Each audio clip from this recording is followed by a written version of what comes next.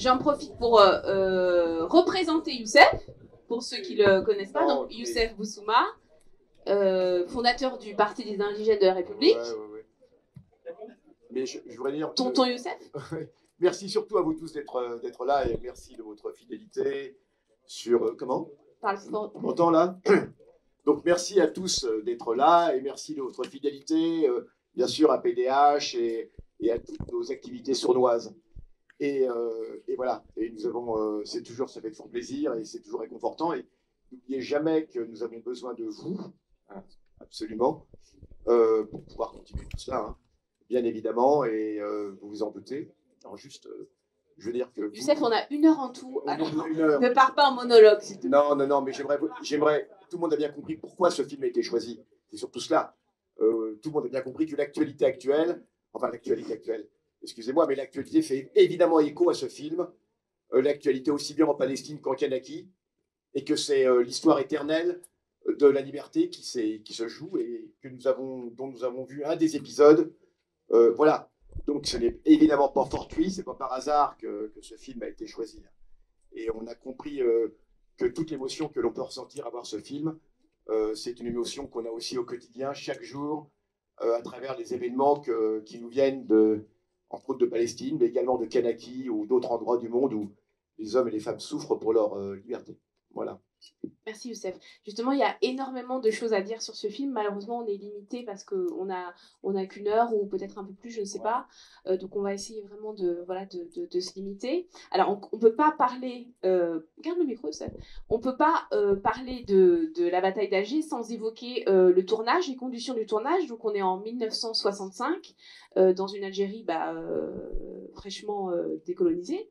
Hein, donc au moment du tournage, les Algériens affluent pour participer au film en tant que figurants, mais aussi dans les rôles principaux. Par exemple, le condamné à mort que vous avez vu au début, il a vraiment été condamné à mort. Hein. Alors, évidemment, il n'est pas mort, sinon il ne serait pas dans le film, mais c'est quand même son histoire. Et en fait, le film, c'est aussi beaucoup de gens qui ont participé activement à la libération de l'Algérie. Et ça, c'est important.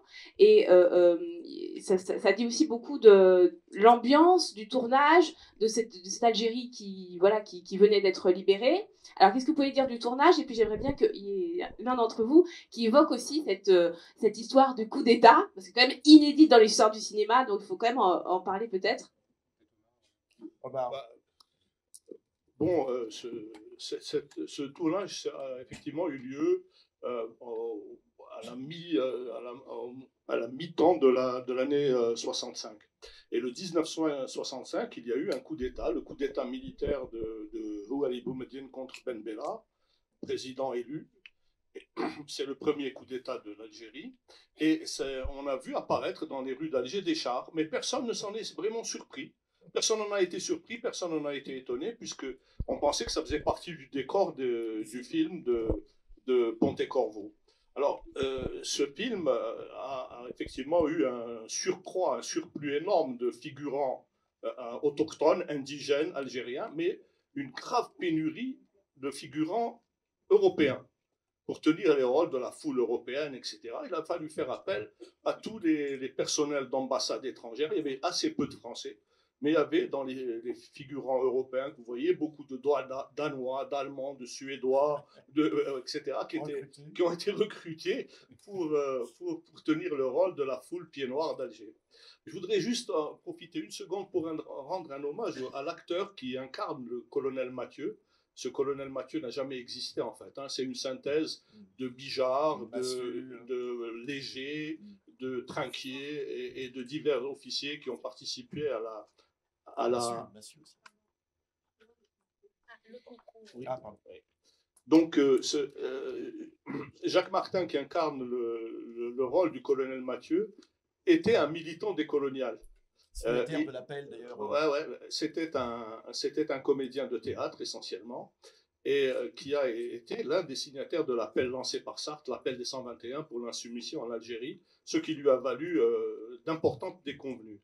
Donc, ce qu'on peut dire des conditions de tournage, c'est qu'effectivement, elles se sont déroulées dans des circonstances un peu exceptionnelles, mais n'ont pas, si vous voulez, ont été l'expression aussi d'un engouement populaire, parce que c'était vraiment le premier film consacré à la lutte de libération. Et c'est ça qui a suscité énormément l'intérêt de la population d'Alger. Voilà. Oui, bah, rajouter juste que bah, au niveau des conditions de tournage, ça a été dit. Donc, le film a été, enfin, la gore, etc., sous Ben Bella, mais réalisé sous Boumedienne, donc sous les deux présidents. Sinon, bah, au niveau de la population, je crois que c'est unique dans les annales du cinéma qu'une population joue son propre rôle. C'est un peu comme si, je sais pas, en 47, on avait demandé à la population parisienne de jouer un film sur la libération de Paris avec les mêmes acteurs qui encore. Donc on voit bien toute l'émotion que les gens pouvaient avoir parce que si effectivement le condamné à mort dont tu parlais, celui-là, évidemment, mais c'est exactement comme ça que se passaient les exécutions. Et ces dizaines et ces dizaines d'exécutions, 150 exécutions, se déroulaient comme cela avec les femmes qui poussaient les yo-yo au moment d'exécution pour encourager le condamné à mort, etc. C'était quelque chose d'assez terrible que l'on voit très bien dans le film L'avocat de la terreur consacré à Jacques Vergès. Hein, voilà, c'était quelque chose d'extrêmement émouvant. Sinon, au niveau du matériel, c'est pas du matériel français, c'est pas du matériel français, oui, c'est du matériel russe, parce qu'effectivement, l'Algérie se dotait en matériel russe à l'époque, donc quand il a fallu tourner, voilà. Sinon, le matériel français, bah, c'était pas du matériel français d'ailleurs non plus, c'était du matériel américain, puisque la France, faisant partie de l'OTAN, elle recevait de la part de l'OTAN tout un matériel qui était en fait du matériel américain. Hein, c'est pour ça que les soldats français, pendant la guerre d'Algérie, portent des casques américains, des treillis américains, et pas du tout de matériel français classique. Hein, L'OTAN, comment a honoré, même si ensuite De Gaulle va se retirer, comment l'OTAN a honoré donc le fait que la France fasse partie de l'OTAN. Donc c'est au niveau des détails. Donc si vous avez reconnu des Airstrike ou des véhicules comme ça, ce sont des véhicules russes. Hein. Pareil, voilà. Voilà ce qu'on peut dire un petit peu sur les conditions du tournage. Tu veux rajouter quelque chose sur le tournage? Ok. Du coup, on peut continuer un petit peu. Donc, il y a le tournage, et puis ensuite, il y a la sortie du film. Donc, sortie du film en 1966. À ce moment-là, le film est ovationné par la critique. Il reçoit de nombreux prix, comme on l'a vu au tout début. Et en France, c'est pas la même. Hein. En France, le film n'est pas autorisé, il est censuré, et il faudra 7 ans, oui, enfin jusqu'à 1971, pour qu'il y ait le premier visa d'exploitation en France. Et encore, là, vous allez pouvoir expliquer, dans cette France voilà, post-colonie, colonie, ça se passe pas bien du tout. Et ça dit beaucoup aussi du climat de l'époque. Oui. Bah oui, en France à l'époque, d'abord ce film, on l'a connu très tardivement, nous qui sommes nés en France, marinés en Algérie, et d'ailleurs contemporains de pas mal des événements que nous avons vus aujourd'hui, hein, je tiens à le dire. Je ne trahis pas excuse-moi, cher ami, cher frère. Mais donc voilà, c'est quelque chose d'extrêmement émouvant pour nous tous, qui avons vécu la guerre d'Algérie aussi bien en Algérie que du côté français, parce que c'est aussi la guerre en France, hein, la guerre d'Algérie, c'est aussi déroulé en France, hein, et avec des morts, avec tout cela. Donc, ce que je veux dire, c'est que les conditions du tournage sont évidemment, enfin, les conditions d'exploitation du film sont absolument incroyables. La censure a frappé directement. De nombreux cinémas qui ont diffusé ce film, comme celui d'aujourd'hui, ont subi des attentats. Il y a eu des attentats, il y a eu des blessés, des attentats à la bombe contre des cinémas qui passaient ce film. La société française, visiblement, n'était pas prête en des années 70 encore, vous vous rendez compte, comment à accepter des faits. Et des faits qui pourtant, je tiens à le dire, on y reviendra, sont édulcorés dans le film par rapport à la réalité. La réalité a été beaucoup plus brutale même que ce qu'on peut voir dans le film. Hein. Justement, il y a la question de la torture. Voilà. C'est peut-être vous en parler. Oui, et donc il faut attendre vraiment le début des années 2000, 2003, quelque chose comme ça, pour que le film sorte normalement dans une situation relativement apaisée, et même pas, puisque aussi bien en 2003-2004, encore, on a des fachos qui ont commencé à manifester, à insulter tout le monde parce que ce film est passé. Et quand il est passé à la télévision, je crois qu'il est passé qu'une fois à la télévision, ça fait un scandale. C'est pour dire la prégnance du colonialisme dans cette société. La prégnance structurelle du colonialisme encore, c'est inimaginable tant d'années après. Mais il y a aussi un truc qui est assez incroyable dans ce film-là, c'est que, in fine, il montre une lutte de décolonisation, mais il a été repris par l'armée américaine à la veille de l'invasion de l'Irak. Est-ce que vous pouvez nous en dire un mot? Ce film, c'est quasiment un documentaire. Je voudrais juste revenir une seconde sur les conditions de sa sortie en Algérie et les débats qu'il a provoqués en Algérie. Juste un mot. Le terme même, la formule même de bataille d'Alger n'a pas été acceptée par de très nombreux militants de la cause nationale en Algérie, parce que pour eux, il n'y a pas eu de bataille. Il y a eu une troupe militaro-policière, la 10e division parachutiste, 10 000 hommes, 1500 gendarmes, des centaines de policiers qui ont mené une opération de répression généralisée et systématique contre une organisation politico-militaire du FLN à Alger. Il n'y a pas eu de bataille, il y a eu une répression. Donc le mot bataille, qui a été utilisé à escient par les militaires colonialistes pour essayer de valoriser leur action, est une exagération qui n'a pas été appréciée par de nombreux moudjahidines. C'est vrai aussi que le film a été critiqué parce qu'il ne montre qu'un aspect de la torture qui était systématique, généralisée, industrialisée, oui, tu as raison, oui, mais en faisant l'impasse sur les exactions immenses commises par les différentes forces de maintien de l'ordre français dans la répression. On se souvient des crevettes Bijar, de ces centaines, de ces milliers de cadavres d'Algériens balancés dans la Méditerranée, dans la baie d'Alger, d'ailleurs, ils n'avaient pas très loin, par hélicoptère. Il y a eu, au cours de cette période, des exactions d'une ampleur inouïe sur une population qui, à Alger était une ville essentiellement européenne. La majorité de la population algéroise était européenne. Donc il faut bien comprendre que les populations indigènes, les Algériens, étaient cloisonnés dans des quartiers, dans certains quartiers, dont le plus emblématique est la Casbah. Donc voilà ce que ça a suscité comme controverse, en plus d'une controverse qui a duré longtemps et qui continue sur le rôle exact de certains militants, car comme toutes les guerres de décolonisation, la guerre d'Algérie a été une guerre aussi interne à la société, une guerre entre différentes factions. Le colonialisme ne s'est pas caractérisé uniquement par la violence et la torture, mais aussi par la division des sociétés colonisées, par la montée de factions les unes contre les autres, par la manipulation des sentiments d'appartenance locale. Il y a tous les ingrédients, tous les germes de conflits ultérieurs qui sont lancés par l'action psychologique du 5e bureau de l'armée française. On a vu pour la première fois des tracts écrits en caractère latin mais en tamazight en 1958 à Alger. Ça nous avait beaucoup surpris, j'étais tout gosse, hein, j'avais 7-8 ans, je me souviens bien de ces tracts bizarres, et nous étions tous berbéro, amazigho, kabilo, berbérophones, mais on était surpris de voir que brutalement l'armée française s'intéressait à cette dimension-là. C'était une opération à la fois, il faut bien comprendre, de guerre, de répression policière, mais aussi de guerre psychologique. Et c'est ça qui va intéresser les militaires américains bien avant l'Irak. Oui. Parce qu'il faut bien comprendre... À l'école des Américains. Il faut bien comprendre que les premières mises en œuvre de la doctrine de la guerre révolutionnaire, telle que formalisée par les généraux Lacheroy, les colonels Trinquier, le commandant David Galula, etc., qui sont des auteurs qui ont écrit des livres, qui sont étudiés dans toutes les grandes armées occidentales. Ces gens-là ont commencé à imprégner et à influencer l'armée américaine au Vietnam. L'opération Phoenix, pour ceux qui se souviennent de la guerre du Vietnam, qui a consisté à l'élimination de tous les cadres Viet Cong de la région de Hanoï, a été directement inspirée de la Blue Hit, oui. Opération menée par le 2e et le 5e bureau de l'armée en Algérie pour éliminer tous les cadres, notamment de la Wilaya 3 et de la Wilaya 4. Dernier mot sur la bataille d'Alger, ou sur les événements qui sont appelés la bataille d'Alger.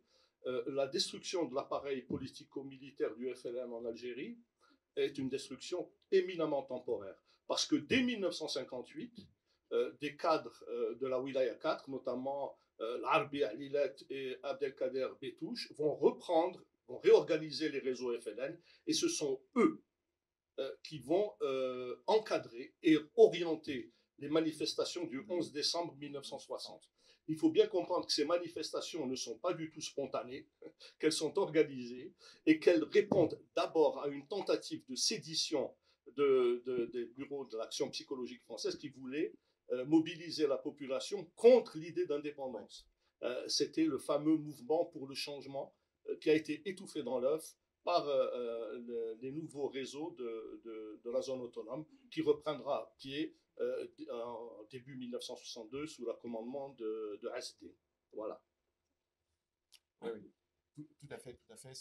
On veut toujours donner un côté exceptionnel aux manifestations de décembre 60, comme si c'était tombé du ciel comme ça. Et c'est aussi pour opposer un peuple comme ça à son organisation. Et non, il y a eu tout un travail révolutionnaire, et c'est ce travail révolutionnaire qui a payé, malheureusement, spontanément. Bon, c'est rare que les choses. Juste préciser, alors l'affaire, Yassef Sardi, parce que Yassef Sardi joue son propre rôle. Jarfal dans le film, c'est Yassef Sardi qui est un des rares survivants en tant que dirigeant. Voilà, donc il y a eu toute une controverse par rapport à cela. Il y a encore des faits un petit peu, disons, non éclaircis dans cette histoire. Mais ce que je veux dire, c'est que ce film, de manière générale, a aussi enthousiasmé beaucoup de révolutionnaires. À l'inverse, hein, s'il a effectivement servi à tous les impérialistes et colonialistes, il a aussi enthousiasmé beaucoup de révolutionnaires qui, voilà aussi un exemple d'insurrection en milieu urbain. La guerre d'Algérie, la guerre d'Algérie, si on peut appeler ça, l'insurrection, la guerre d'indépendance, la lutte d'indépendance se passe dans les villes, mais aussi dans les montagnes. Hein. Il y a aussi d'autres films qui montrent c'était une lutte multiforme. Mais oui, ce que tu disais, c'est que je voudrais revenir sur l'histoire de l'exportation du modèle français, de ce qu'on appelait l'école française. C'est comme ça que c'est dénommé. C'est l'école de renseignement française. Hein, et c'est-à-dire que la France est un pays qui n'exporte pas que des avions, il exporte aussi la torture et des méthodes de torture. Et les méthodes de torture françaises ont été exportées, donc tu l'as très bien dit, jusqu'en Amérique latine, c'est ce qu'on appelle l'école française, jusque dans beaucoup de dictatures, que ce soit en Argentine ou que ce soit au Chili, ont bénéficié directement d'instructeurs français, hein, au Brésil, etc. Et notamment dans ce qu'on appelle l'école des Amériques. Alors l'école des Amériques, c'est à Panama, on appelle ça l'école des Amériques, c'est une école de contre-insurrection mise en place par les Américains, qui était destinée à instruire comment tous les mouvements et armées contre-insurrectionnelles en Amérique latine. Et les Français ont joué un très grand rôle. Il y a un documentaire d'ailleurs qui s'appelle L'escadron de la mort. Oui, c'est ça, les escadrons de la mort, etc. Ossarès, qui a été alors Ossarès qui s'est vanté avant de mourir d'avoir lui-même fait pendre Larbi Menhidi, qu'on voit dans le film, parce qu'effectivement on a la preuve que c'est bien, que c'était totalement juste, que Ossarès a avoué avant de mourir que oui, c'est moi qui ai fait pendre Larbi Menhidi et je lui ai même rendu les honneurs avant de le pendre. Voilà, c'est comme ça. Et voilà, c'est très sympa, c'est un homme de cœur, Ossarès. Et donc voilà ce qu'il faut savoir. Il y a un point qui est quand même assez important dans ce que disent comment les militaires lors de la conférence de presse, et qui est vrai, et là ça interroge beaucoup, c'est-à-dire comment on peut passer du résistant au tortionnaire fasciste. Et effectivement, puisque j'ai cité le cas d'Ossarès, Ossarès a été un résistant glorieux, héroïque. Et nombre de militaires qui sont là, c'est vrai, certains ont été déportés dans des camps. Et Ravensbrück ont connu l'horreur nazie. Comment peut-on passer d'un acte de résistance héroïque, patriotique, mais en fait c'est le même sentiment, comment à un comportement de fasciste. C'est ça qui interroge et qui est un drame humain. Comment on peut avoir été résistant, avoir été torturé par les nazis, avoir subi des choses terribles, avoir été héroïque. Ossarès a été un des agents de renseignement de la France libre, etc., parachuté en France, etc., et se comporter de la sorte. Ça c'est aussi quelque chose qui interroge vraiment. Alors, en y réfléchissant, on peut comprendre un petit peu. Hein. Mais ce que je veux dire, c'est que c'est quelque chose qui est terrible. C'est quelque chose qui est terrible et qui, évidemment, fait écho aussi à beaucoup d'événements aujourd'hui. Voilà, ce n'est pas parce qu'on a été héroïque, résistant du bon côté, qu'on ne peut pas devenir un salaud et qu'on ne peut pas devenir un fasciste. Ça, c'est aussi important. Bah, bien sûr, ça nous fait penser au tout le narratif israélien qu'on subit aujourd'hui, et c'est bien de voir que dans le film, il y a ça qui est mis en avant. Je voulais vous interroger sur l'influence de ce film. Ça te va, Ahmed, tu veux dire autre chose? Non, mais moi je voulais juste aussi marquer le point sur le fait que toute cette guerre contre-insurrectionnelle, c'est aussi une guerre où le but c'est de rendre paranoïaque la population et donc de faire en sorte que les gens s'entretuent. C'est vraiment quelque chose d'absolument terrible. Et quand on voit, par exemple, l'actualité actuellement des tentatives à la fois de terrorisation de la population, que ce soit la population kanak ou même les Palestiniens en premier lieu, en envoyant des tracts comme quoi on va bombarder leurs maisons, etc. Ça, c'est des politiques de terreur qui ont déjà un effet de déstabilisation sur la population, de stress permanent et comment on entretient en fait la terreur qui est peut-être même aussi efficace que les bombardements.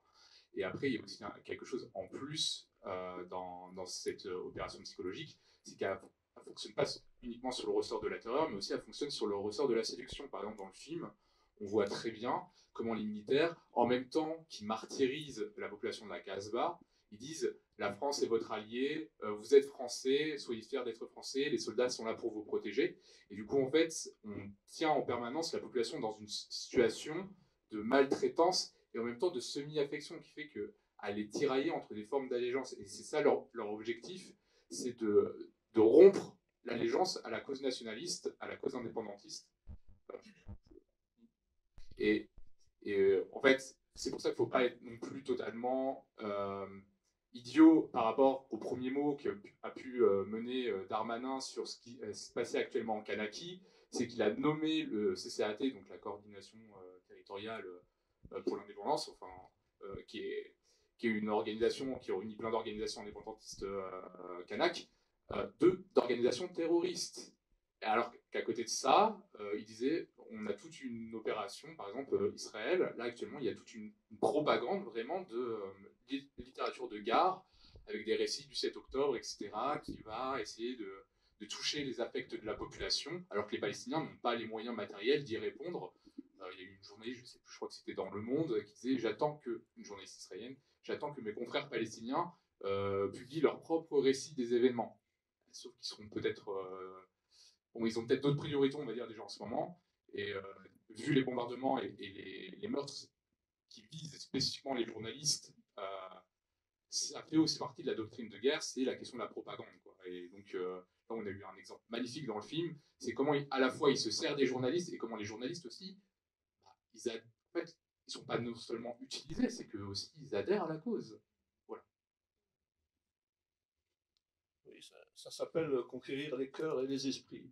Moi, je me souviens très bien qu'au plein de batailles d'Alger, en plein événements, j'étais à l'école du Gdekar, dans le centre-ville d'Alger, les parachutistes, souvent avec un accent allemand à couper au couteau, parce que c'était des soldats de la Légion. Oui. Donc, ils venaient parfois de Lituanie, d'Estonie, d'Allemagne. Et puis d'Allemagne, ils avaient une expérience militaire. Anciens soldats de la Wehrmacht. Hein. Voilà. Et donc, ces gens-là nous distribuaient, je me souviens, du chocolat poulain et du lait concentré en tube. On n'avait jamais vu ça, on était très contents. Et on faisait semblant de refuser quand ils partaient, on le prenait. Bon, mais ça veut dire. Bon, ils nous ont, je ne sais pas s'ils ont coquille nos cœurs, je ne crois pas vraiment. Nos esprits, peut-être. certainement pas.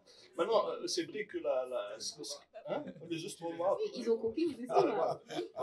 Oui, bon, brièvement. C'est important. Voilà.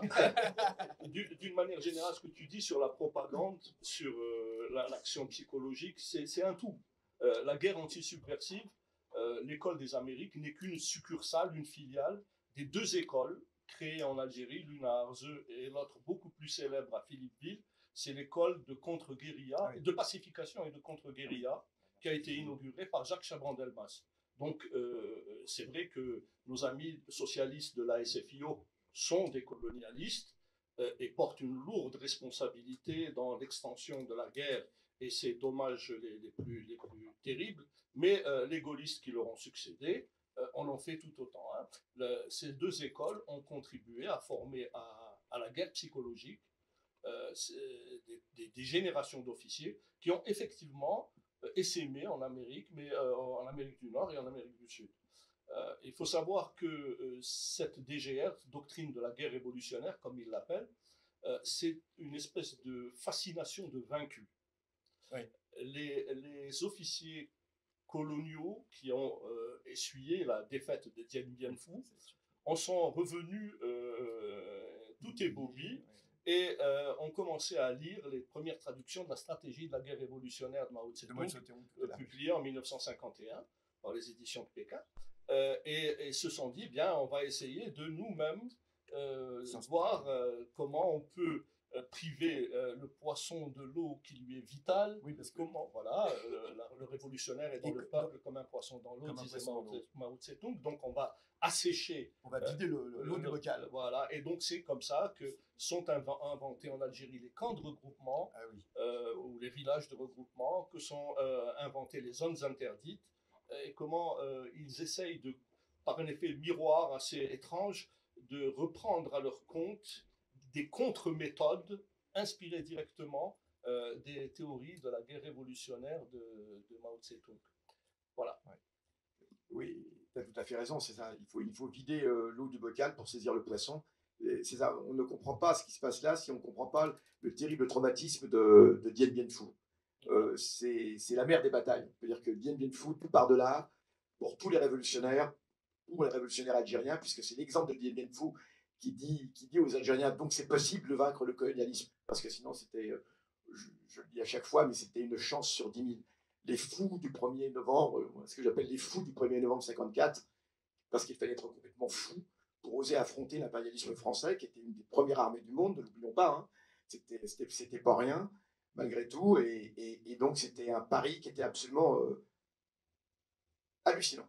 Hallucinant parce qu'il n'avait aucune chance de réussir. Et ils ont réussi. C'est l'indépendance de l'Algérie, en tout cas de ce point de vue, je considérais que c'était vraiment un miracle. Il était -1 à l'horloge de l'histoire. Encore ça aurait été impossible. Mais enfin bref. Et donc, ce traumatisme de Dien Bien Phu, on ne dira jamais à quel point nous remercions les frères vietnamiens de leur sacrifice, parce que ça a été aussi absolument énorme. Et tu évoquais tout à l'heure la Bleuite, parce que là, ça a été un sacré coup de l'armée française. Hein. Vous vous renseignerez sur ce qu'a été cette histoire qu'on appelle la Bleuite, mais qui a décimé les rangs du FLN par le FLN lui-même. La LN, plutôt, l'opération d'intoxication absolument incroyable, voilà, où en gros l'armée française a fait croire qu'il y avait donc des traîtres à l'intérieur, et cela va provoquer une vague de purge interne absolument délirante. Mais donc voilà, c'est une guerre qui s'est passée à tous les niveaux, dans tous les domaines, une guerre sans ligne rouge, sans aucune ligne rouge, et voilà, mais avec un peuple vraiment avec très peu d'armes. Donc ça veut dire qu'il est possible. Et effectivement, la guerre, c'est pas uniquement par les armes, et on le voit bien, et la guerre enfin, la lutte d'indépendance algérienne, c'est pas uniquement. Ça veut dire que je dis ça par rapport à des gens qui disent, par exemple, les Palestiniens n'ont aucune chance parce que c'est disproportionné, regardez ce qu'il y a en face, etc. Et c'est vrai qu'ils affrontent dans des conditions beaucoup plus difficiles encore que nous, que les Algériens, hein, puisqu'ils ont tout l'impérialisme actuellement, et ils ont un territoire qui est extrêmement petit, avec très peu d'alliés. Mais c'est toujours possible parce que la lutte, elle est aussi politique. Elle n'est pas que militaire, elle est aussi politique. Et moi, Youssef, j'aimerais bien qu'on avance un peu, on continue sur l'influence politique qu'a eu ce film qu'on vient de voir. Il a influencé énormément de mouvements révolutionnaires à travers le monde. Et ça, c'est bien d'en parler. Des Black Panthers jusqu'à la Palestine, voilà, en passant par beaucoup d'autres mouvements révolutionnaires, aussi parce que le réalisateur a choisi de montrer la violence du colonisé quand cette violence mobilise un peuple pour se libérer. Et il est devenu, on peut le dire, il est devenu un manuel de guérilla pour un certain nombre de groupes, même un manuel d'organisation politique. Et au point, ce serait bien de raconter l'histoire des Black Panthers, parce que franchement, elle est incroyable. Au procès des Black Panthers, le procureur avait produit comme preuve ce film, La bataille d'Alger, pour convaincre le jury, parce que c'était un procès de militants de Black Panthers, et pour convaincre le jury de l'action malfaisante, hein, et des intentions malfaisantes des militants noirs, il avait produit ce film en disant regardez ce qu'ils veulent faire, hein, en fait, ils veulent faire comme à Alger. Oui, parce à l'époque. En fait, les Black Panthers distribuaient des tracts avec écrit si vous n'avez pas vu le film La bataille d'Alger, allez le voir. Parce que... Et je crois même qu'ils ont trouvé. C'était quoi à l'époque une cassette, non, je sais pas, non, ouais, peut-être, je sais pas. Ils ont trouvé le film, voilà, une copie du film, et le FBI s'en est servi. Voilà, ils avaient trouvé une copie du film dans dans des affaires des Black Panthers au cours de rafles. Et donc, c'était la preuve que les Black Panthers avaient l'intention de faire en Amérique ce que les Algériens avaient fait à Alger. Donc, voilà, ça a inspiré quantité de mouvements. C'est un film qui a fait vraiment le tour du monde des deux côtés, aussi bien du côté des dominants que des insurgés. Et puis, pour continuer dans les parallèles historiques qui n'éclairent que marginalement, en ce qui concerne ce retournement de situation de ces officiers coloniaux, qui étaient souvent d'anciens résistants, des gens cultivés, hein, Osarès lisait Virgile, Oui. ce sont des hommes courageux qui ont affronté le nazisme frontalement et qui se sont retrouvés en tant que tortionnaires du plus bas étage qui soit, en tant que agent de ce qu'il y a de plus inhumain, de plus indigne dans l'homme en Algérie. Eh bien, c'est tout simplement le nationalisme dans sa version occidentale, c'est-à-dire fortement nourri, imprégné de suprématisme. Moi, j'étais gamin pendant la guerre d'Algérie et j'étais dans une école qui était dans un quartier européen. Je peux vous dire que les mots raton, 30 figuiers, bico et ainsi de suite, c'était le quotidien de nos rapports avec les Blancs, avec les Européens, qui n'étaient pas seulement français. Hein. Il y avait beaucoup de gens d'origine méditerranéenne diverses, italiens, espagnols, maltais, etc. Ces mots-là étaient courants. Les Algériens musulmans n'étaient pas considérés comme des hommes à part entière. Et la guerre de libération n'est pas seulement une guerre de récupération de la souveraineté, mais c'est d'abord une guerre de récupération de la dignité de l'humanité. Voilà. Ce qu'enlève le colonialisme, et en particulier le colonialisme de peuplement aux populations qu'il écrase, qu'il domine, qu'il spolie, qu'il vole, c'est d'abord, avant leur bien matériel, c'est leur dignité d'être humain, d'homme et de femme. Voilà. Oui, tu as raison de le dire.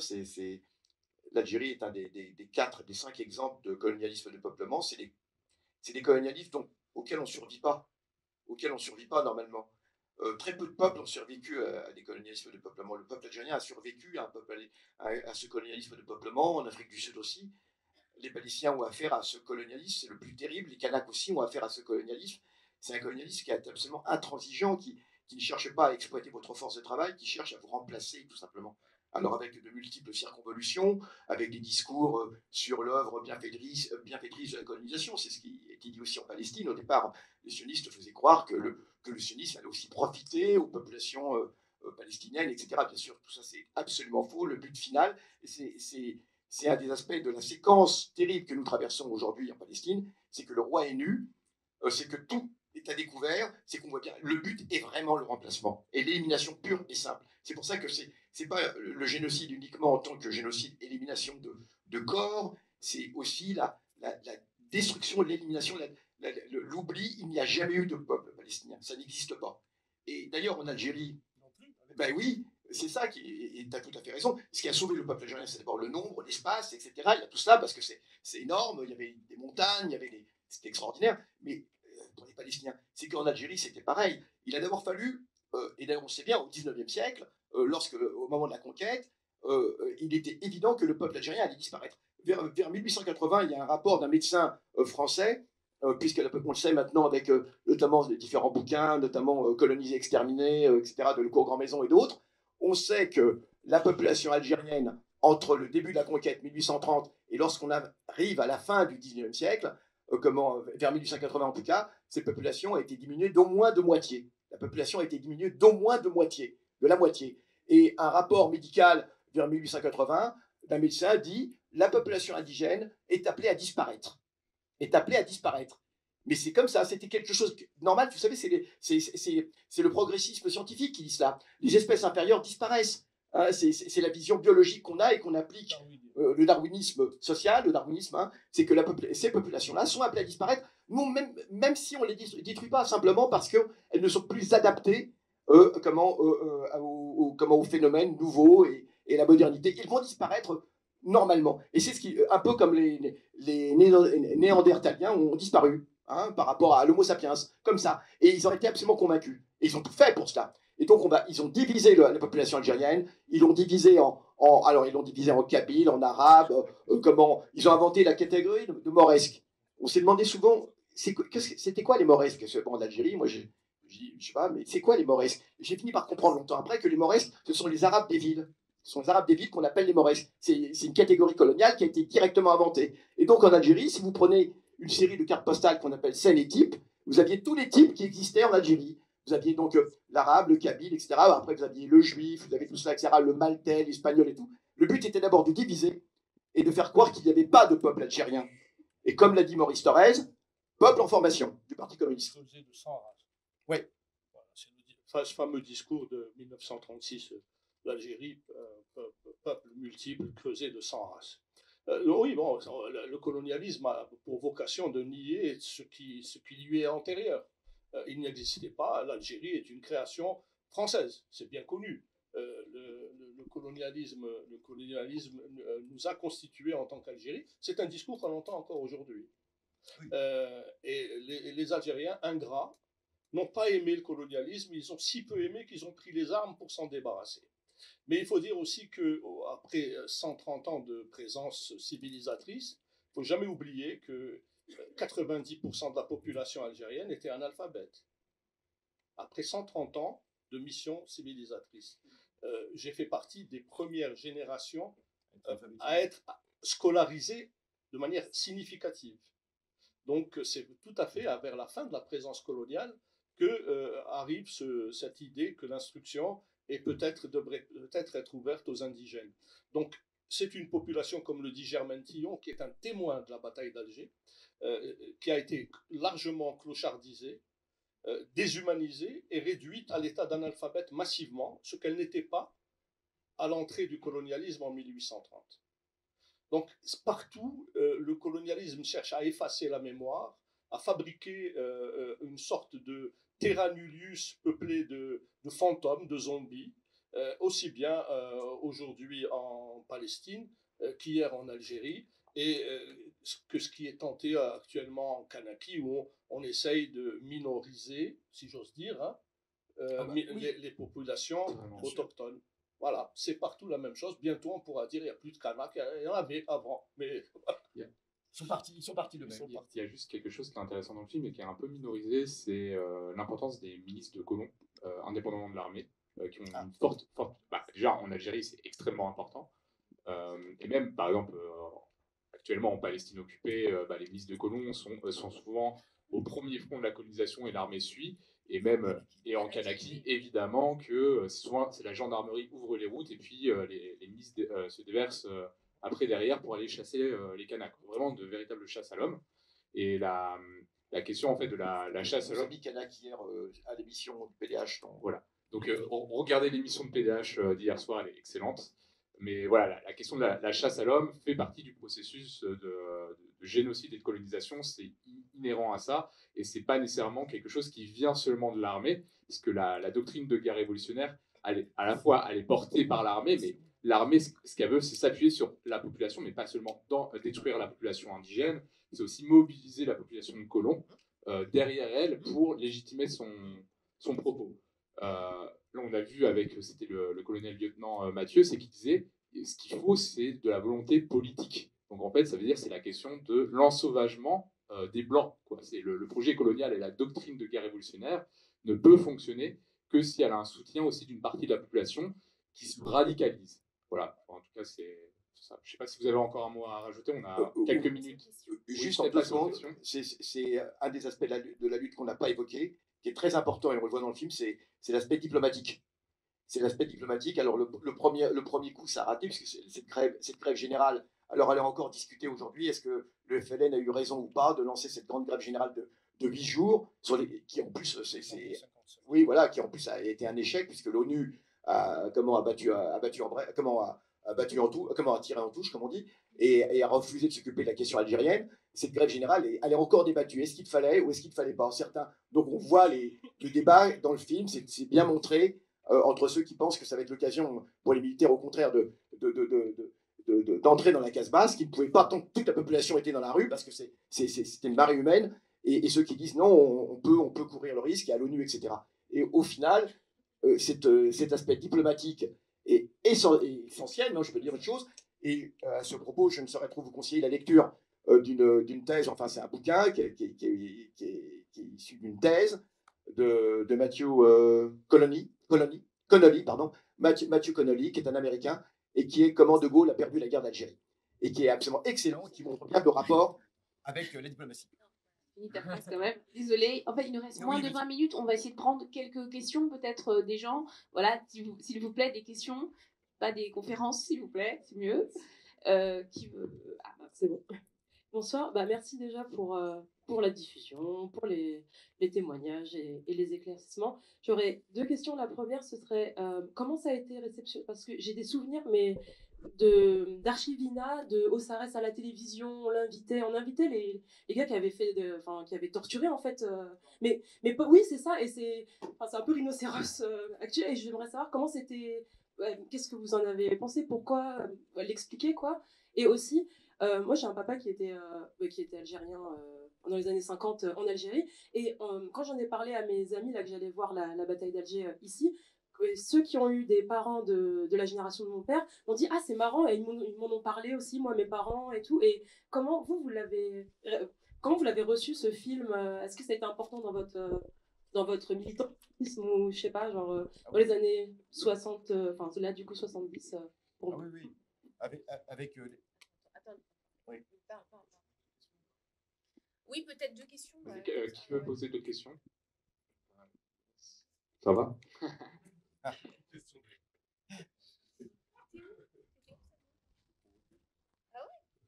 Déjà, pour revenir sur la question du passage de résistant à fasciste, dire qu'en vérité, nos fascistes et nos nazis à nous, c'était les Français.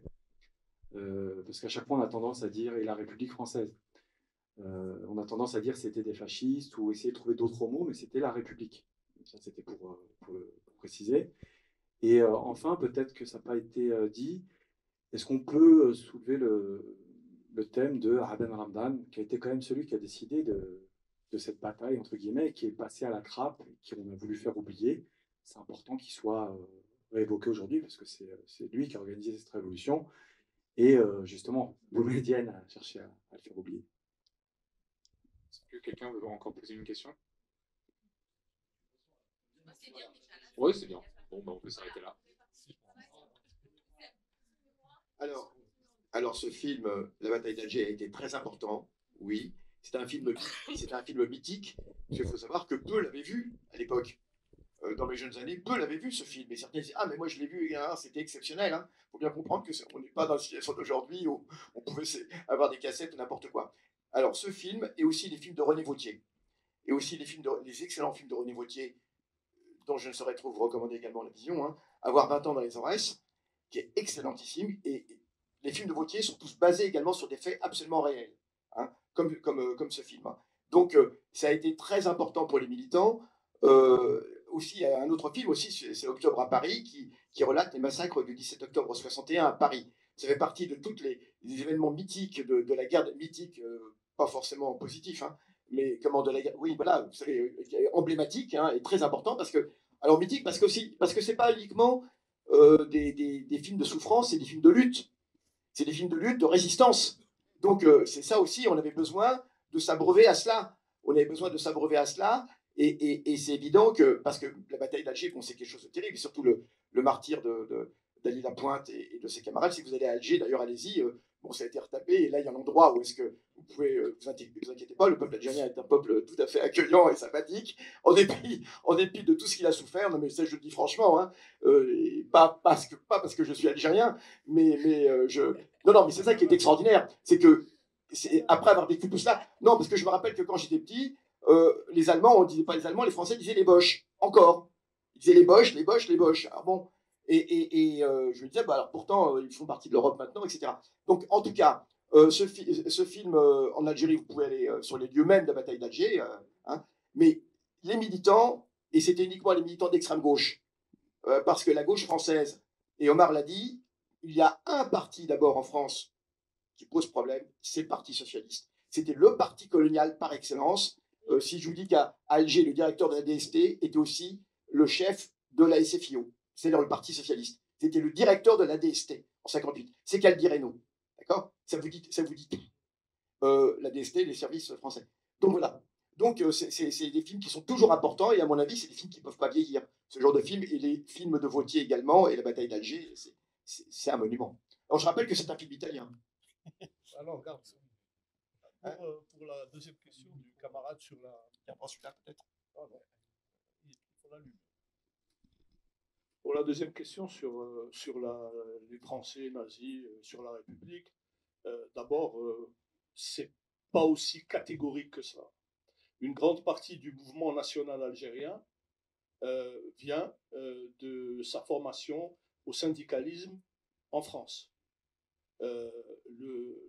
L'étoile nord-africaine vient de la section coloniale du PCF avant 1936. Donc il y a dans la société algérienne un regard nuancé sur la République. On a bien vu le discours sur les libertés et sur le syndicalisme, etc., qui ont profondément imprégné le mouvement national algérien. Tout comme ce mouvement a été marqué par le racisme, le fascisme, le suprématisme blanc inhérent au processus colonial. Ça, c'est clair. Maintenant, s'agissant de Abdel Ramdan, Abdel Ramdan est un des dirigeants fondateurs du FLN. C'était le premier chef de la zone autonome d'Alger, tel que décidé par le congrès de la Soumam en 1956. Il y a eu, dans la révolution algérienne, des conflits au sommet, des conflits d'appareil, des conflits de pouvoir, qui se sont traduits dans l'ambiance de l'époque, hyper violente, dans l'idéologie extrêmement sommaire de nombreux cadres qui étaient le dos au mur face à l'oppression coloniale. Il n'y avait d'autre moyen de résoudre les conflits internes que par l'élimination physique des adversaires. C'est une tragédie que l'Algérie vit encore aujourd'hui et qu'il faudra probablement encore de nombreuses générations pour surmonter. Et le meurtre d'Abdel Ramdan, tout comme le putsch, vous avez raison de faire le lien, de Houari Boumediene en juin 65, font partie de ce que disait l'Arbi Ben Mehdi dans le film, que le pire, le plus difficile, serait ce qui se passerait après l'indépendance, après la libération. Le pire est à venir. C'est très drôle. Je te laisse la responsabilité. J'ai dit le pire est à venir. Cette violence coloniale dont parle Omar, elle se défalque aussi à l'intérieur. C'est-à-dire que la violence coloniale est telle qu'elle projette des contradictions aussi à l'intérieur du camp révolutionnaire. C'est ça qu'il faut comprendre. Et dans tous les mouvements révolutionnaires, il en a été ainsi. En Irlande, par exemple, hein, voilà, en Irlande également, il y a eu des luttes internes et malheureusement des éliminations. Au Vietnam, pareil. C'est le processus colonial qui projette ces contradictions à l'intérieur. Et effectivement, on n'est pas dans une situation où ça peut se régler de façon démocratique. La guerre est antinomique à la révolution. Il faut toujours avoir ça en tête. On va prendre encore peut-être deux petites questions. Qui veut poser une question? Qui veut poser une question? Bonjour. Juste la question par rapport au fait que c'est une défaite quand même militaire et qui se transforme en victoire politique. Et donc, est-ce que vous pouvez faire un commentaire là-dessus en faisant le parallèle avec ce qui se passe en Palestine, c'est-à-dire l'espoir que ça peut donner par rapport à cela? Est-ce que quelqu'un veut poser une autre question?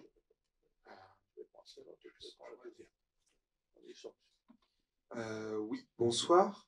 Je voulais aussi poser une question par rapport à l'origine du réalisateur, le fait qu'il soit italien, le fait qu'une partie de la production soit italienne aussi. Pour quelles raisons ce pays-là en particulier? Voilà. Bon, pour la première question de la défaite militaire qui se transforme en victoire politique, ça c'est le narratif colonial par définition. Il est bien clair que les armées coloniales ne connaissent pas la défaite. Elles ne sont pas vaincues. Elles sont vaincues par les politiques de leur propre pays. Donc ça, c'est le récit nationaliste, un peu à courte vue, qui est servi de manière un peu subliminale, parfois beaucoup plus directe. Il y a eu la guerre d'Algérie est une guerre extraordinairement asymétrique. elle ne met pas en prise deux armées concurrentes.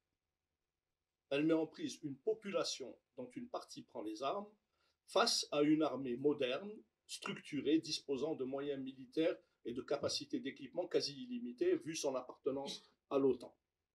Donc, parler de victoire militaire est ridicule. C'est comme parler de victoire militaire de l'OTAN sur l'armée libyenne de Kadhafi. Ça n'a aucun sens. C'est écraser une mouche avec un marteau pilon. Ce qui s'est passé, c'est que, effectivement, la guerre d'Algérie est une guerre multiforme de type asymétrique. Et qu'on le veuille ou non, par le seul fait de l'indépendance de ce pays, cette défaite, elle est politique, elle est culturelle, elle est humaine et elle est militaire. Il n'y a nulle victoire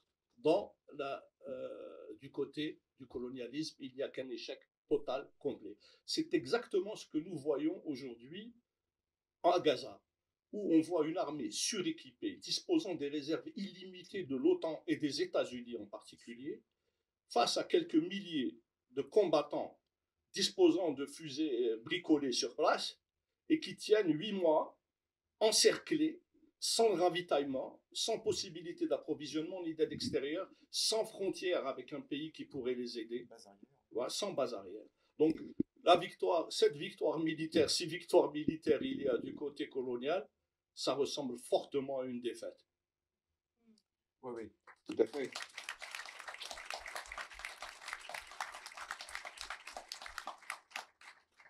C'est pourquoi les dirigeants vietnamiens disaient que les impérialistes sont de mauvais élèves.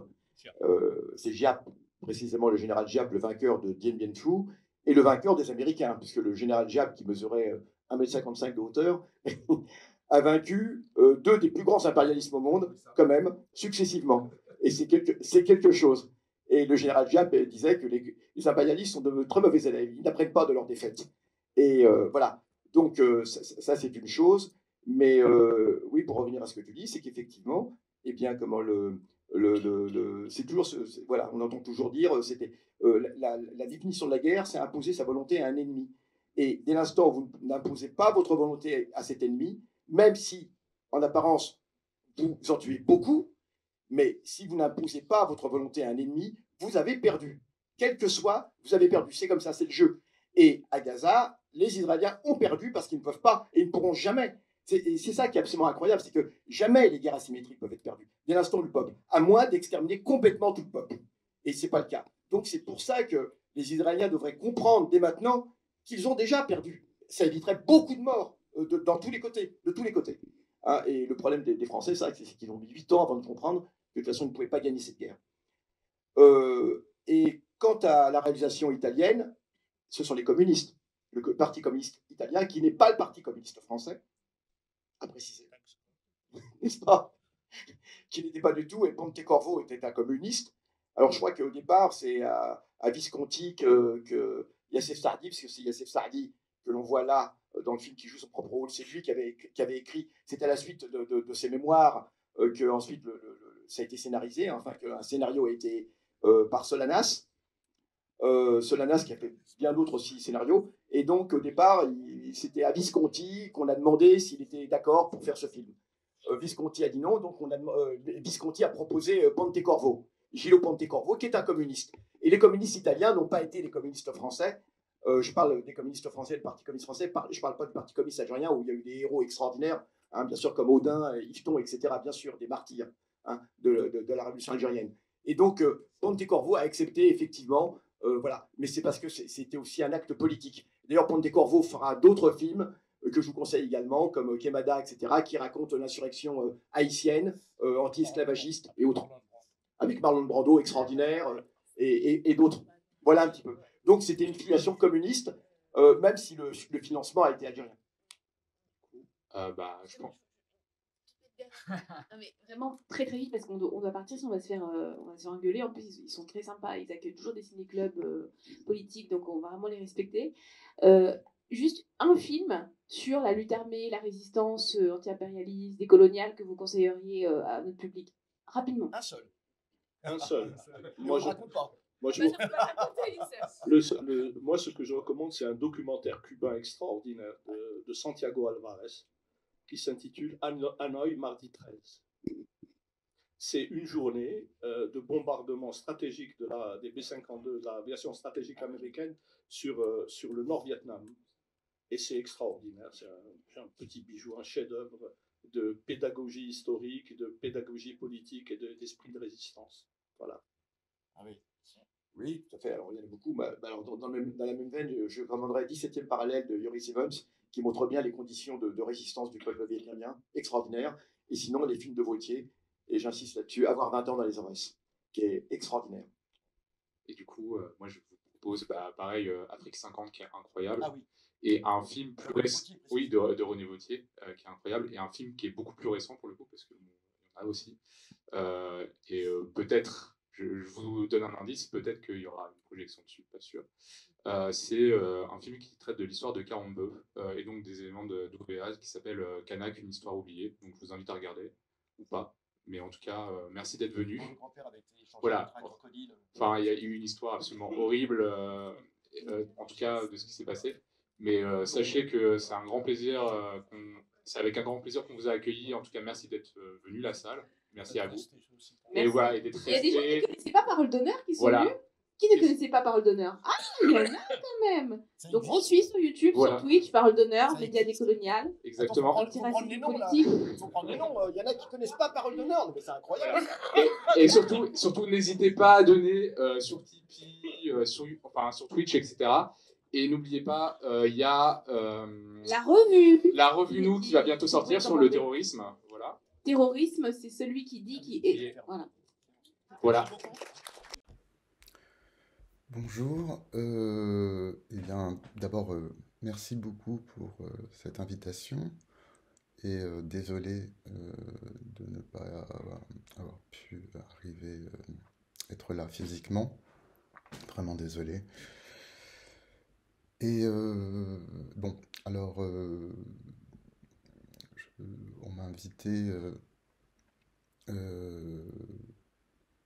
du fait de l'écriture d'un livre sur la contre-insurrection qui était très centré sur les militaires français, qui étaient entre autres présents dans les guerres de décolonisation d'Indochine puis d'Algérie, d'où le lien avec le film, évidemment. Alors, et puis aussi, ce qui explique un peu la question que ce film me pose, qui est moins du côté disons, des militants et du succès parmi des mouvements de résistance un peu à travers le monde, qui a eu des succès auprès des Black Panthers, qui, par exemple, aux États-Unis, qui recommandaient et qui organisaient des projections, ou bien, là c'est pour les années 70, et il y a toujours et périodiquement, en Amérique latine aussi beaucoup, ce film est très important dans le militantisme, disons. Mais par ailleurs, il a aussi un succès, ou un succès paradoxal, ou une recommandation parmi les répresseurs, disons, donc les militaires, les anciens militaires qui sont en réalité représentés par le film. Donc je pense en particulier au général Ossares, qui est bien connu pour être un des rares militaires français, officiers français, à avoir témoigné très directement sur les crimes commis par les crimes de guerre, les crimes contre l'humanité commis par l'armée française en Algérie. Et donc, lui recommandait ce film, qu'il considérait comme de très bonne qualité, rendant bien compte de la répression à laquelle il a participé à Alger en 1957. Et par ailleurs, et même en 2003, où justement sont remises au goût du jour le genre de stratégie qui est déployée durant mal nommée bataille d'Alger. On reviendra pourquoi mal nommée. En 2003, le Pentagone, qui en pleine guerre et début de guerre en Afghanistan et en Irak, organise aussi une projection de la bataille d'Alger. Pour différentes raisons, mais aussi pour mettre au goût du jour cette contre-insurrection. Et donc, voilà. Donc, moi, la question que je pouvais me poser, d'ailleurs, je ne suis pas le seul, hein, et mon bref exposé va reprendre, en fait, des choses qui ont déjà été dites par d'autres historiens ou d'autres commentateurs voilà, sur ce film, hein, ou sur les thèmes importants que le film suscite, enfin, ou très polémique, on va dire. C'est pas le mot le mieux, mais voilà. Comment dire? Alors, donc, oui, donc, la question, c'est pourquoi des militaires français et le Pentagone recommandent ce film, ils trouvent leur compte, finalement, dans ce film. Pourquoi ils considèrent que c'est un outil pédagogique intéressant pour eux? C'est la question centrale que suscite pour moi ce film. Et j'y réponds par trois thèmes, disons. L'une qui a à voir la conception générale de la guerre, et qui en sont les protagonistes centraux. Donc ça sera ma question 1. Deuxièmement, il y a la question du terrorisme ou de l'action terroriste qui est mise en scène dans le film. Et donc j'essaierai d'expliquer dans quel sens il faut entendre l'action terroriste, c'est-à-dire dans quel sens est entendue par les protagonistes de l'époque, et donc notamment des militaires français qui avaient une définition bien plus rigoureuse, hein, je dirais, de l'action terroriste que l'usage commun qui en est aujourd'hui, qui sature, disons, l'espace médiatique aujourd'hui, et politique d'ailleurs. Voilà. Et enfin, la question de la torture, comment le film traite la torture, et du coup, à nouveau, pourquoi des militaires français qui l'ont pratiqué considèrent que ce film est acceptable pour eux. Voilà. Alors, donc, mon premier point, donc, c'était la conception générale de la guerre que donne à voir ce film. Et on voit quand même, il y a des nuances, hein, on voit d'autres acteurs, mais c'est très centré sur deux acteurs. Une direction locale donc, de Alger, du FLN, et l'état-major militaire français. Et donc on a voilà, un affrontement entre deux appareils, et c'est une guerre conçue comme un jeu d'échecs dans lequel la population est en arrière-plan, elle est manipulable à l'envi, puisque chacun essaye de capter ou d'orienter les aspirations de la population à travers, vous voyez, des opérations de propagande ou de terreur ou de reprise de vengeance. qui, des deux côtés, vise à manipuler, orienter les aspirations populaires, et ce qui s'inscrit exactement dans ce qu'on appelle la contre-insurrection. Et donc, à l'époque, ce qui était la doctrine de guerre révolutionnaire qui avait été théorisée précisément par des militaires en place qui ont participé à cette grande répression d'Alger de 1957, en particulier le colonel Trinquier, qui va publier quelques années plus tard, en 61-62, le principal manuel de contre-insurrection à la française, de l'école française, qui s'appelle La guerre moderne.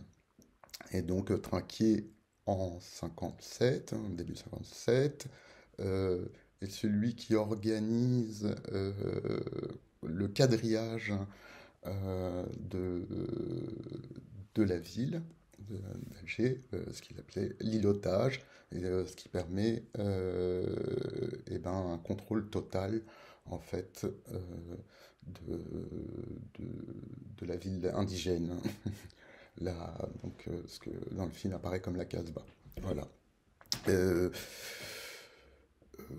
Voilà, et les personnages militaires français, c'est un espèce de synthèse entre Bijard, un militaire très connu, voire le plus connu de cette génération, Trinquier donc, et puis Massu, qui était le vrai chef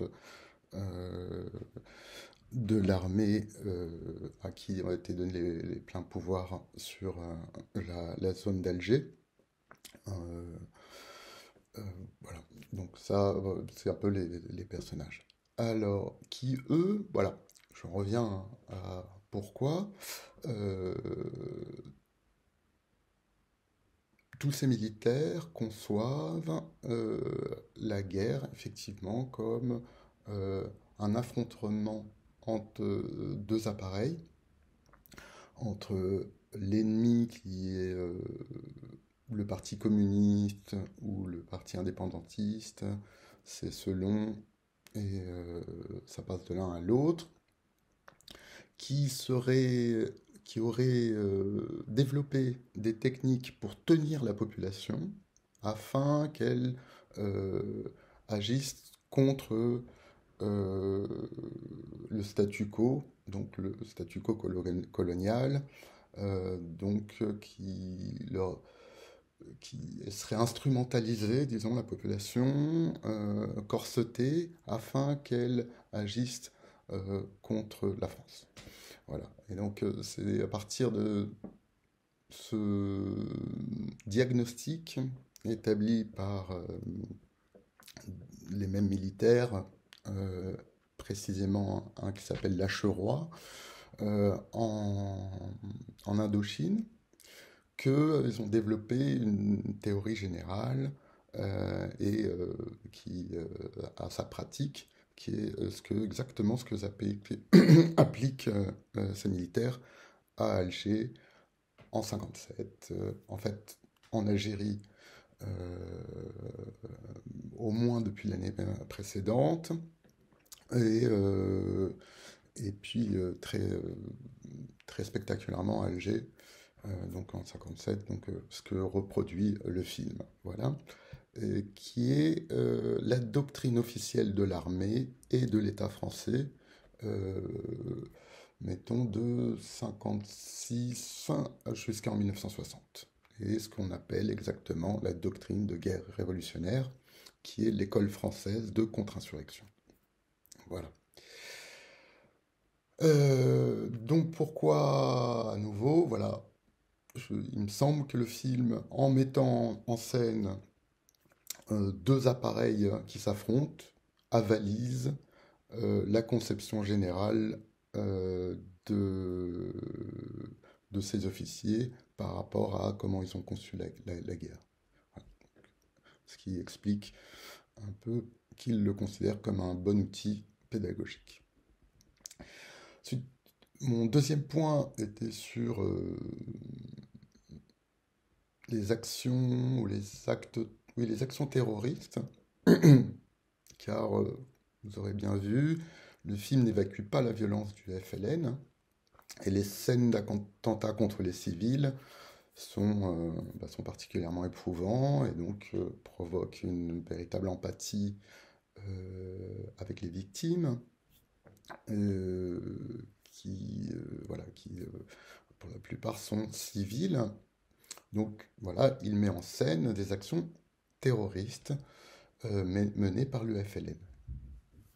Or, celles-ci sont bien évidemment la principale justification de l'armée française pour réaliser les crimes de guerre qu'elle a faits, voire contre l'humanité, puisque la torture est qualifiée parmi les crimes contre l'humanité. Donc, évidemment, un officier français ne peut qu'applaudir au fait que ces actions terroristes apparaissent très clairement dans le film, puisque sont sa justification à ses propres crimes. Donc, voilà. Alors, autant, comment dire, l'action terroriste a, parmi ces militaires et parmi les militants de l'époque, je dirais assez généralement, l'action terroriste était beaucoup mieux définie que ce que le mot un peu fourre-tout qui aujourd'hui utilise le ministre de l'Intérieur ou très nombreux médias qui l'utilisent vraiment à tort et à travers, juste pour délégitimer, vous voyez, les organisations politiques qui en feraient usage. Et donc, il n'y a plus comme quoi ce serait absolument délégitimant absolu. À l'époque, et à mon avis, on aurait tort de se défaire de ces définitions qui étaient plus précises. Qu'est-ce qu'une action terroriste ? C'est une action dont l'objectif central est psychologique et moins physique. C'est-à-dire où l'action déployée contre les infrastructures ou les corps, et peuvent être dramatiquement effroyables, hein, c'est pas du tout la question. De toute façon, détruire des corps, des habitats, c'est de toute façon effroyable. Qu'est-ce qui caractérise spécifiquement la violence terroriste d'une autre ? C'est le côté spectaculaire de l'action, c'est-à-dire sa capacité à influer, à occuper les médias, et donc la scène publique, et donc de devenir centrale dans l'agenda politique. C'est le but, c'est sur le but que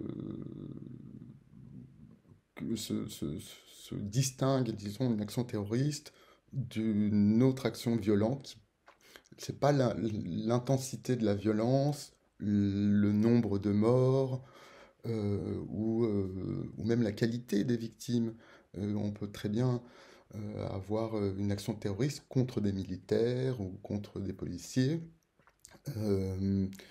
Pas forcément le fait de s'attaquer à des civils, c'est pas ça qui caractérise l'action terroriste en soi, c'est sa capacité, comment, disons, pour une organisation politique, il y aura, ça peut être un État, ou n'importe quelle organisation qui projettera une action terroriste, le fera en prenant d'abord comme but principal les effets psychologiques de cette action. C'est comme ça qu'on va caractériser ce qui est terroriste. Je vous parle, c'est pas des grands gauchistes qui parlent comme ça, hein. Raymond Aron a une définition telle qu'elle. Donc à la même époque, à peu près de ce film, fin des années 50, début des années 60. Je ne me souviens plus exactement le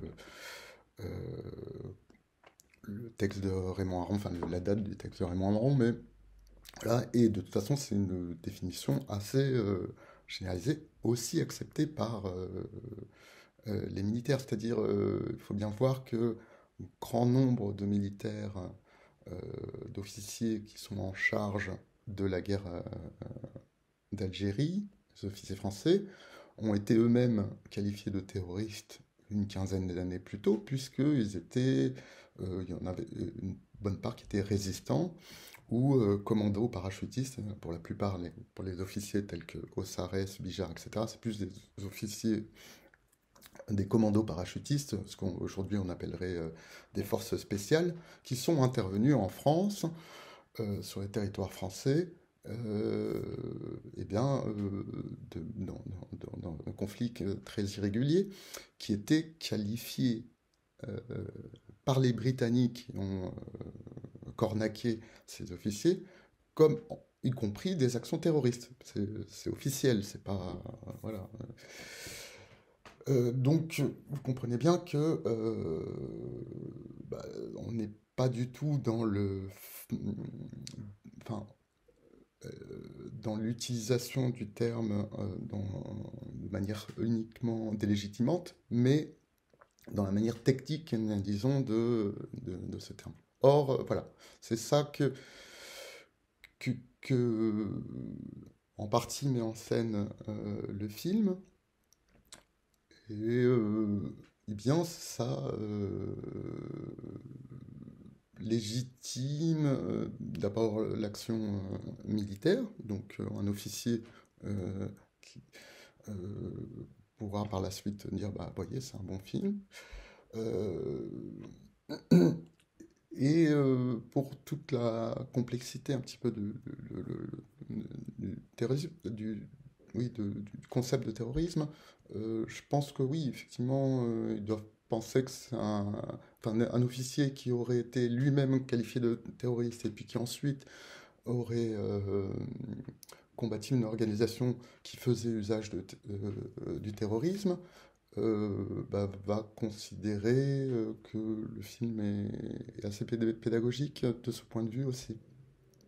En tout cas, c'est mon hypothèse par rapport à ma question centrale. Voilà. Ensuite,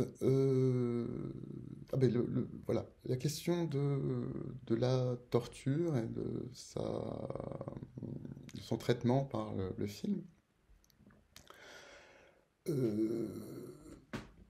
Alors, donc, le film très clairement dénonce l'utilisation de la torture, mais il le fait d'une façon qui, en fait, ne dérange pas vraiment les militaires français qui l'ont défendu comme pratique dès 56-57.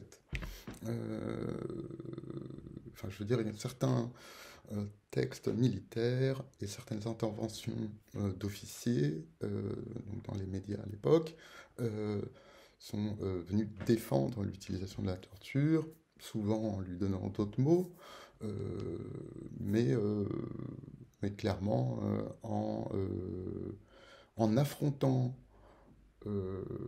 la dénonciation publique qui se fait jour à partir de 56, mettons, qui est assez présente dans plusieurs journaux. Et donc, loin de juste dire non, ça n'existe pas, les militaires ont eu une stratégie discursive pour justifier la torture, dont le fameux scénario de la bombe à retardement, que vous aurez tous vu d'une manière ou d'une autre dans des séries, des films, etc. C'est le fameux on torture pour éviter qu'une bombe explose, puisque la personne qu'on torture saurait exactement où se trouve la bombe. Et donc voilà, ça permettrait d'éviter des victimes innocentes ou civiles, et ce qui justifierait l'utilisation de la torture. Ce scénario, dans la réalité, n'a strictement jamais eu lieu, hein, et jamais eu une personne qui, sous les effets de la torture, aurait dit voilà, la bombe est à tel endroit, et donc d'éviter un attentat spécifique sur la torture. En revanche, effectivement, comme le montre en partie le film, c'est-à-dire donne des noms. Sous la torture, souvent, on donne des noms. De ce fait, la torture tend à être une industrie, disons, exponentielle, puisque en fait la personne est globalement contrainte de donner une liste de noms, coupables ou pas, enfin, qui a à voir ou non, puisque de toute façon, la question c'est d'en finir avec le supplice, quoi. Hein. Et donc, bon voilà, donc ce qui explique après, si on a donné 10 noms, il y a 10 personnes qui vont être torturées, qui elles-mêmes vont donner 10 noms, etc. Donc ça n'en finit jamais, c'est un peu à chaque fois ce qui se passe. Alors pardon, je me suis un peu perdu. Donc voilà, en fait la question centrale par rapport à la torture, et pourquoi des militaires vont dire le film est pas mal, parce que elle met en scène en fait l'efficacité de la méthode, puisque va dire en torturant un nombre incroyable de personnes, et finalement on a réussi à l'objectif militaire qui était le démantèlement de la direction du FLN sur Alger. Et donc de ce point de vue, c'est une réussite militaire, et donc la méthode, si c'est une réussite, la méthode pour y arriver est justifiable. Donc il y aurait une efficacité de la torture, et c'est là la question, c'est-à-dire où on va être vraiment pas d'accord sur la forme de dénonciation, puisque, comment dire, nombre de chercheurs, on a remis en cause l'objectif de la torture. C'est-à-dire, là, si les militaires qui ont défendu, ou en général les gens qui défendent la torture, vont discuter de l'efficacité. Et donc, ils vont dire, vous pensez que c'est pas très efficace, nous on pense que oui, etc. Mais c'est pas la question. La question, c'est que l'objectif central de la torture n'est pas l'extraction d'informations, l'extraction d'informations des corps suppliciés, mais de diffuser la terreur dans l'ensemble de la population. Ça, c'est l'objectif central de la torture.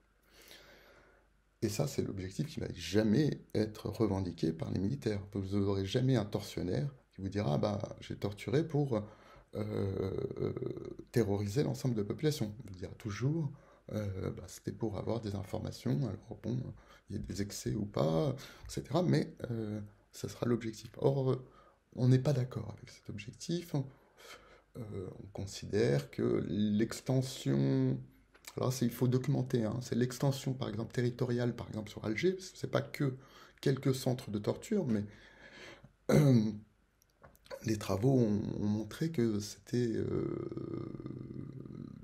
dans plein de...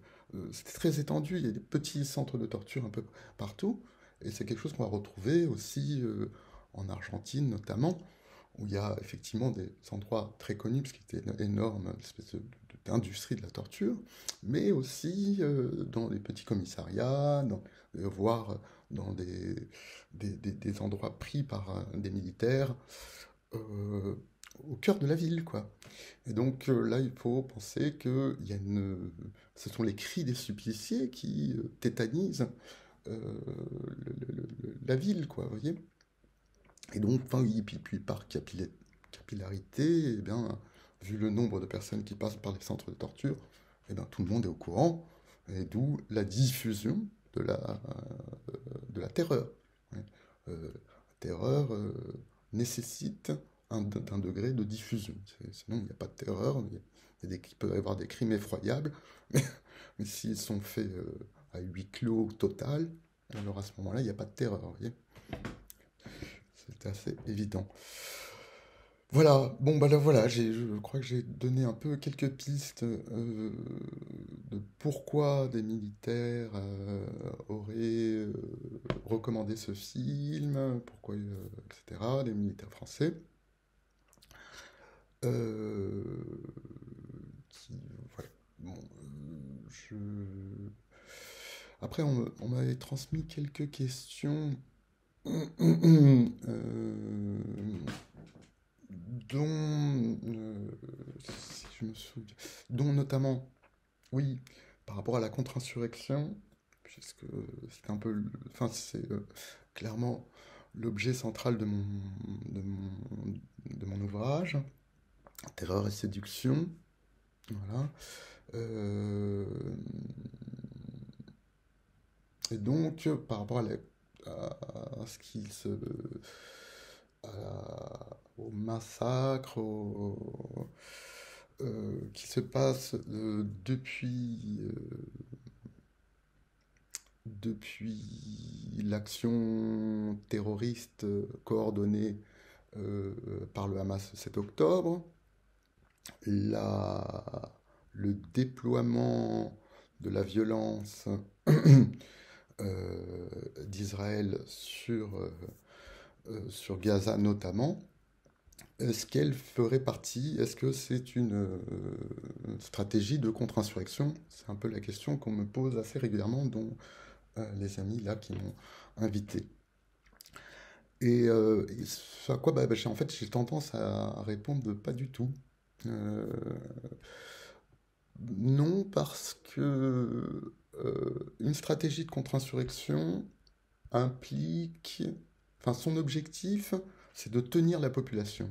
Le présupposé contre-insurrectionnel par rapport à une guerre classique, eh bien, on déploie une armée pour avoir le territoire, et donc on massacre, ou enfin, on bombarde, et on occupe, et on occupe, et on occupe, et c'est sur le territoire.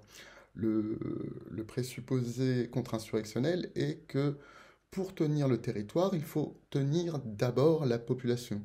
C'est-à-dire, donc les techniques ne vont pas être forcément de bombarder, mais c'est comment tenir la population afin de tenir le territoire. Voyez, donc il y a un renversement. Or, de ce qu'on peut observer, il s'agit plutôt d'une guerre d'extermination, de déplacement massif de population.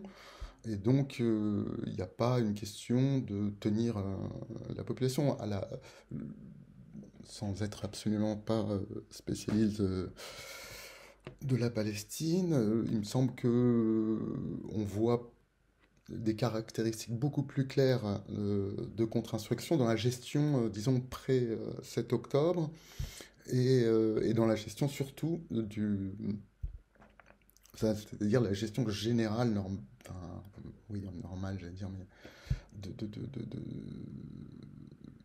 coloniale, quoi, et puis surtout de l'autorité palestinienne. Vous voyez, ça, cette délégation de la police, un parti un peu fantoche, etc.,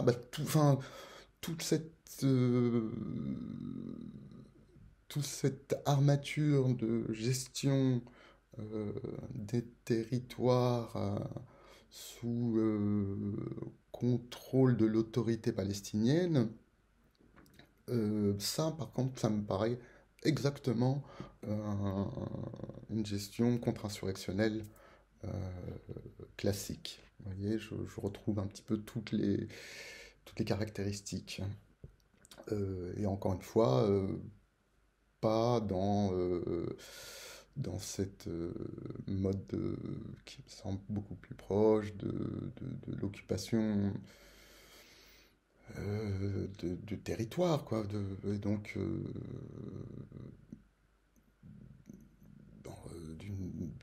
en tout cas, c'est clair qu'au moins une partie de la répression vise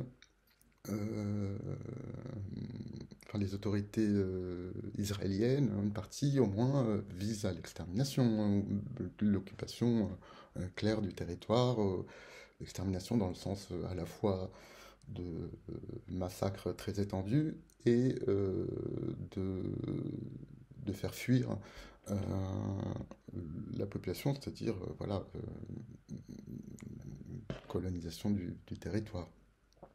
Donc là, il n'y a pas besoin de contre-insurrection dans ce cadre.